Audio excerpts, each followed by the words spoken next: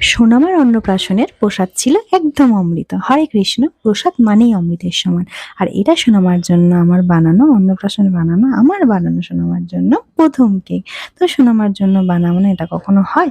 আর মঠে যেহেতু সমস্ত রাধা মাধবকে ভোগ লাগানো হয়ে গেছিল, ওখানেই যেহেতু রান্না বান্না সমস্ত সবকিছু হয়েছে, তাই বাড়িতে মা সকালেই অন্ন হয়ে গিয়েছিল। বোন যেহেতু খেয়ে পরীক্ষা দিতে যাবে, আর বাড়িতে তার জন্য কেক আর মিষ্টি আর কিছু ভাজা ভোগ লাগানো হয়েছিল। প্রভু আমার সোনামার জন্য সবকিছু রেডি করছে, ওকে মুখে প্রসাদ দেবে বলে।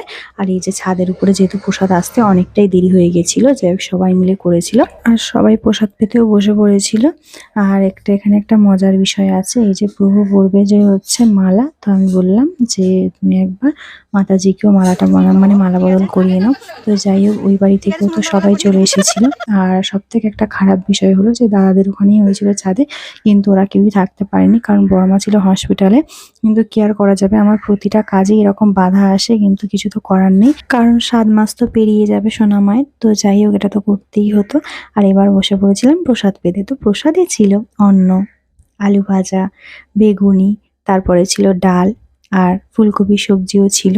তো সবই কিন্তু খুব সুস্বাদু ছিল, প্রত্যেকেই বলেছে দারুণ ছিল প্রসাদ।